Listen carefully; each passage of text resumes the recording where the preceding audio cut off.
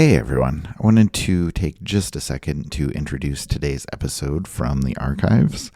And we actually didn't dive too deep into the archives. This is an episode from just a few months ago with Jessica Stuver, where she talks about arts advocacy and everything she does for Youth Art Month. This has been a huge draw for a lot of people, a lot of questions about Youth Art Month, what they can do to promote their program, and Jessica does an amazing job of talking through all of the things she does and giving you some great ideas for what you can do this month. And if you're looking for even more resources, Flex Curriculum from the Art of Ed has put together a huge number of resources for this month. There is a curated dedicated class with lessons and activities to help you kind of spotlight what your kids are doing and build excitement around the art they're creating, maybe an art show that you're having. And they're also giving access to Jessica's presentation from the Now conference called 10 Ways to Celebrate Youth Art Month. So if your district subscribes you to Flex, make sure you dive in and check out that class all about Youth Art Month. And it has everything you need, just all in one place to support everything you're doing for Youth Art Month. So make sure you check that out. And in the meantime, here is Jessica Stuver. Welcome to Art Ed Radio, the podcast for art teachers. This show is produced by the Art of Education, and I'm your host, Tim Bogatz.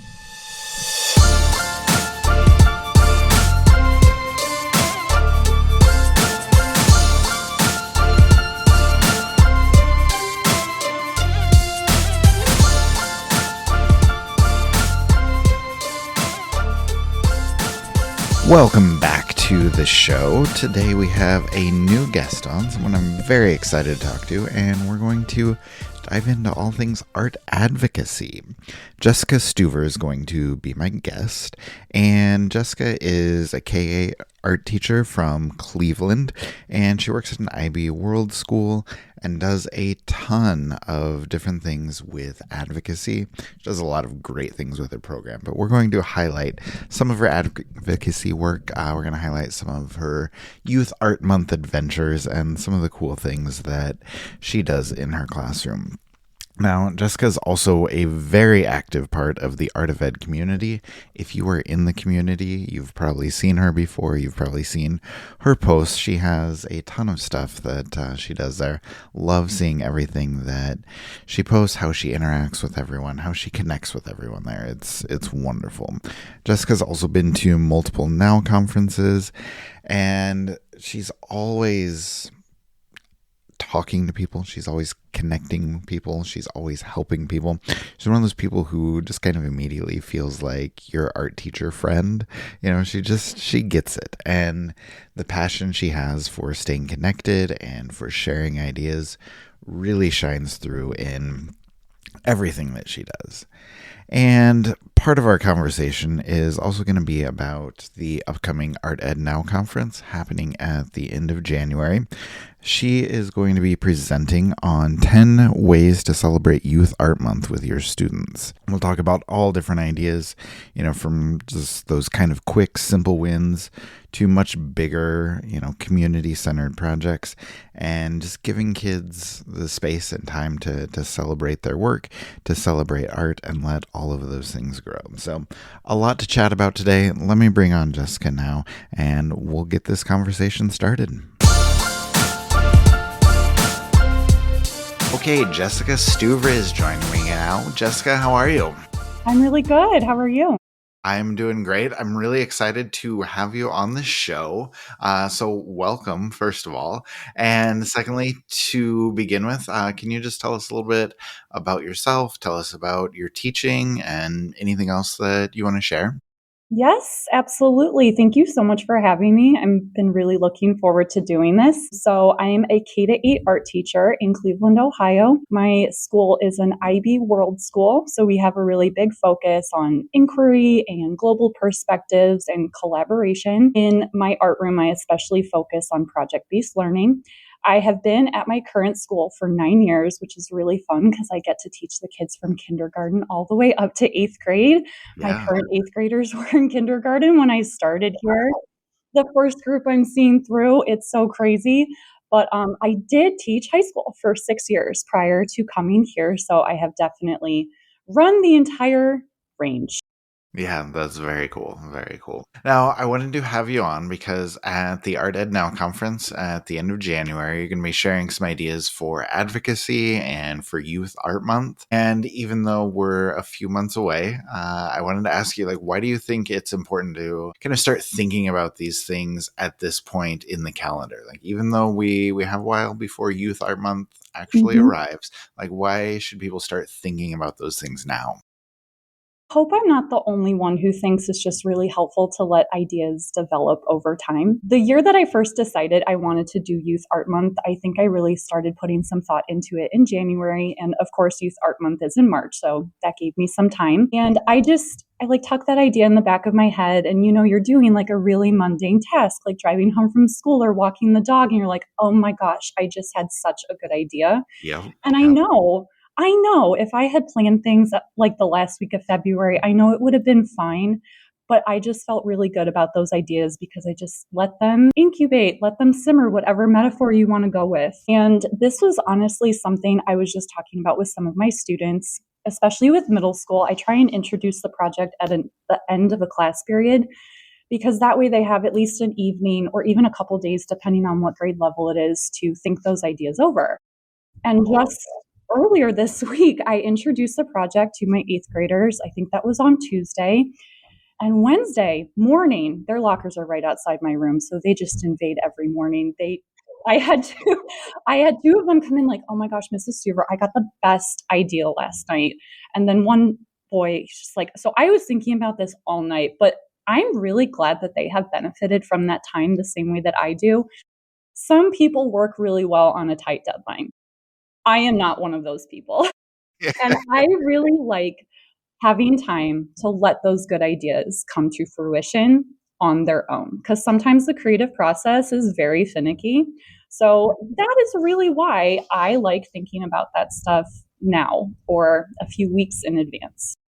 No, I think that's really well said. And, even for people like me who are procrastinators and like that tight deadline, I know that work is better. I know that ideas are better when they can marinate a little bit. So, yeah, I like that approach. And I think that's a really, really good idea. And I think it's a good idea to kind of share it with students in that way as well. But Yeah. just kind of thinking about Youth Art Month and for those of us that are thinking ahead at this point, can you tell us a little bit about the presentation and what people can expect to see from you at the conference?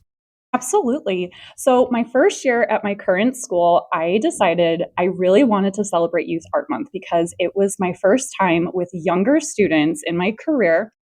And I thought it would just be so much fun. I did not have an elementary art teacher. So, really, I didn't either. yes, I know. And they are truly horrified when they hear that information. They Yes. really are. So I think one of my biggest goals with this age group is to give them those experiences that I wish I had had at that age. And I think recognizing how important it is for kids to have art and the chance to be creative in schools is a really important thing to celebrate. And I feel very lucky to be in a school that supports the art program and knows that the arts are important. So to be able to tell those kids like, "Hey, we're so lucky to be able to do this and to really spend the time celebrating Youth Art Month," to me, that's been huge. So that was a really long answer. Oh my gosh, to get here. But basically that first year I was at this school, I decided, okay, we're going to celebrate Youth Art Month. So I really consider it a tradition at this point. I change a few things each year or add a few things each year. And it really has just become this tradition that I look forward to, that the kids look forward to. So, what I'm sharing in my presentation is 10 concrete ideas that other art teachers can use in their classroom. While it can be adapted to any grade level, I do think, again, I'm in a K to 8 school, I celebrate it with all of them. These Right. ideas are probably geared more towards that age group, but these ideas range from really small and simple displays to things that kids can take home and do and engage in conversations with their families. And also, you get a couple like larger collaborative ideas that can really involve the entire community if you want to. So, my hope is if you've never celebrated Youth Art Month before, that you have at least one or two ideas that you think, yes, that is something that I am willing to try. I do think and hope that there is something in there for everybody. Yeah, I think there will be. I think there are a lot of really good ideas. I've seen a rough draft of the presentation, so I can kind of speak on that. I love the bingo idea personally, and I know we're putting together a, Youth Art Month bingo card for everybody who comes to the conference, which I think will be really cool. I think people will appreciate it. And all the ideas are great, and not to put you on the spot too much, but I would love to know, like, which of the 10 ideas that you're sharing is your favorite idea, or which one have you had the most success with, or the most fun with out of the 10? Yeah, it is a hard choice. And I love the Youth Art Month bingo, which you mentioned, but really my favorite, my absolute standout one is what I refer to as the wearable art. So without spoiling anything for the presentation, I basically invite my students to create small drawings. I take those drawings, I turn them into fabric or a wearable item, and I wear it to school. And sometimes it's like a quarter zip or a dress or something like that, so I don't wear it Yeah. as much. But my apron that I wear in my classroom, like every single day, that was the product of wearable art from a few years ago. And I just had it on, and all the students are just like, I love that drawing. I remember making that one. Who made that one? And it's really fun because it just engages them. It's also like a mini time capsule from that year. Like the kids that I taught, the things that they were most interested in, the occasional meme that you thought would never end but did, but I Yeah. have that to remember it by. And they just get so excited about it. And I love being able to feature their art in a way. It's like, I value it and I'm going to wear it. Like that is how much your work means to me, that I'm going to really hang on to this. So, yeah, they love seeing it. They get really excited anytime I wear one of those items. And I'm also just really proud about how that idea has developed over time. I, like many people, picked up a pandemic hobby, which was for me sewing. Yeah. So I did not always sew this wearable item. I used to have kids draw on like a blank article of clothing, but Okay. yeah, and it did. It totally worked. But the fact that I get to personalize it a little bit more, and I also get to engage in a creative act that I love doing, has just been really, it's so fun.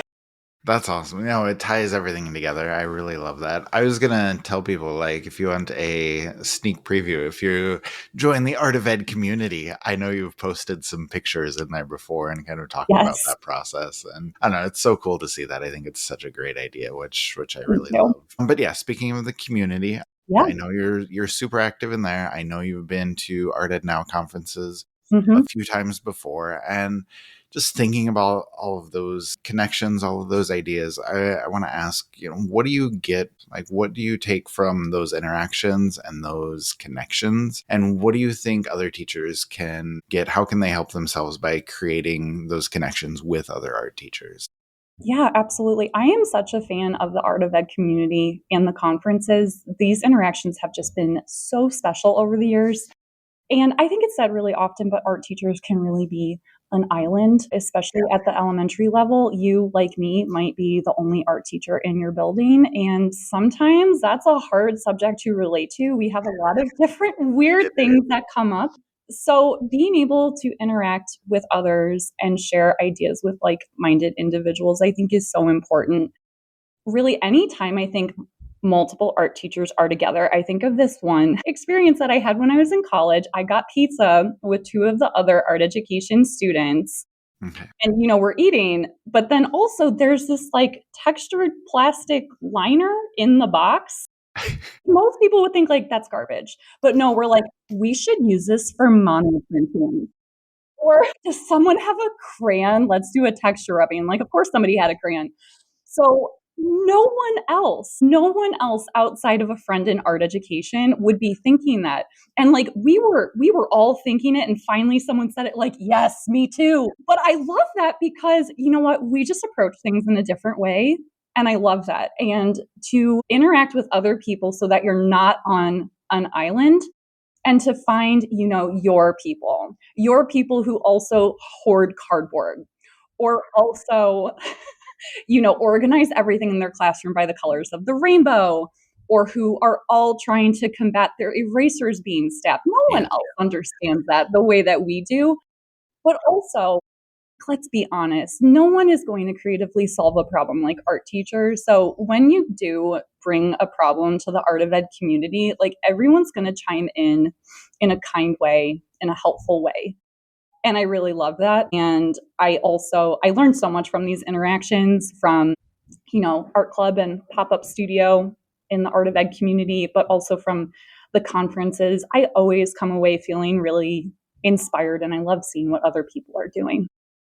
Yeah, I think so. And I think the feeling is something that I don't know is hard to quantify. Like it's hard to put into words, but it's incredibly valuable still. Like you said, when you're on an island where you're the only art teacher there, you don't have those connections, you don't feel understood, you don't have somebody to talk to all the time about, like you said, those specific problems. And so being able to find somebody who knows what you're going through, understands what you're going through can be incredibly valuable, incredibly uplifting, not just, solving the technical problems, but just making you feel better about, the issues that you're facing and what you're going through in your classroom. So I think that's really well said. Absolutely. And just because you're alone doesn't mean you have to feel lonely. Yes. It is so nice to be able to reach out to other people in a convenient way. Yeah, absolutely. Absolutely. One last question for you. Do you have any advice that you want to offer other art teachers for the coming months? I know we're in the middle of December right now. It can be a struggle to get through the end of the semester. And then we all know like January and February are really, really tough months for teaching. Yeah. Any advice for winter break, for starting the second semester, going to the Art Ed Now conference, getting ready for Youth Art Month, any of those things?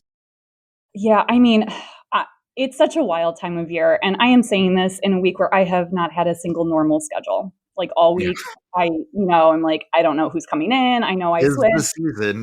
we're good, I'm like, I have it written down somewhere. Um, we're just hoping for the best when they come in. But no, honestly, it can be such a challenging time of year, but I love reminding myself of how I felt when I was this age and how it felt to have holidays or winter break coming up. I'm like, yeah, they're excited. They're kids. They should be excited. So sometimes it can be exhausting being in the same room and feeling overstimulated with that excitement. But that's really what I'm trying to remind myself. I'm like, yeah, they're kids. They're going to be excited. And you know what? We're just like all going to get through it. But really, with all of the months coming up, I just really try and remind myself of two things. And it sounds so simple, but just like making sure that the students feel cared for. Maybe you are transitioning classes, maybe they are really, for the semester, maybe they're worried about finishing the semester strong, and just knowing that you care about what happens and that you're supporting them, I think is really important, especially like these December days, we might not be super productive in class. You might miss 10, 15 minutes off of a class, and maybe that's just not your most productive or educational day. But if those kids feel cared for, I think that's what they're going to take away from it. And the other thing I think is really important is just to take care of yourself, because I mean, I have definitely felt burnout in the past, and I know that it's so easy to let that happen. But to really just make sure that you set aside some time for yourself, because it's not selfish. It's just not selfish to take care of yourself. You can't help other people if you're not feeling yourself. So, make artwork for yourself, read that book that you've been looking forward to, go to the conference and get some professional inspiration, something like that. It's just so much harder to help other people in our people facing job if you're not feeling it Yeah. yourself. Yeah. Yeah, and honestly, if all else fails, my mom was also a teacher. She taught high school English for a very long time, and she always tells me, she's like, "Hey, it's gonna get done. It always gets done. We're not looking for perfection in every moment, but it will get done, and the kids are not gonna know the difference." And I do. I tell myself that all the time, especially during this time of year. No, I think that's a great reminder that it will get done. But I think that's even better advice for ourselves and for our kids. Take care of yourself, make sure your students feel cared for. I think that's really well said, and I definitely appreciate that advice. So, just thank you for all of that, and thanks for coming on and talking to me. It was great to have you on the show. Thank you. I so appreciate you having me. Thank you to Jessica for coming on. And as we kind of wrap things up today, I think it's important to think about all of the ideas that she shared with us, and just the reminder that advocacy doesn't have to always start with, these grand gestures and these huge projects. It can be the little things. It can be the small celebrations that go a long ways. And when you start with intention and planning and just kind of the idea or the belief that what happens in our classrooms deserves to be seen, deserves to be celebrated, that's going to get you a long way. So whether you're looking to start your own Youth Art Month traditions or just, come up with something unique, something creative, maybe something like wearable art, but the conversation today and what Jessica shared today just kind of offer us so many different ways that we can elevate and celebrate our students' work and our student voices. And I think the other thing that I kind of take away from the conversation is just the idea of the importance of connection. As art teachers, we are able to thrive when we come together, when we share resources, and we have, those shared experiences with our own creative thinking. Bonding over the texture in the pizza box is a perfect example of that. But we may or may not be able to find colleagues that do that, depending on our situation, but we can find other art teachers at the conference, at the Art of Ed community that can share in these moments, that can share in these ideas and kind of understand the struggles and the day-to-day things that we're going through. And just that reminder that we're not going through those things alone. Then final thought before we get out of here today. I think there are also some other messages, some other advice that Jessica had that remains really important to take care of your students, but more importantly, take care of yourself. Celebrate what you do. You can connect with and lean on your community. And, the reminder that the work always gets done. It doesn't have to be perfect. You don't have to overwork yourself to get there, but that work is going to get done.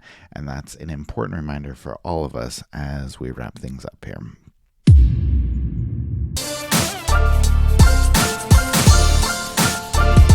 Art Ed Radio is produced by the Art of Education with audio engineering from Michael Crocker.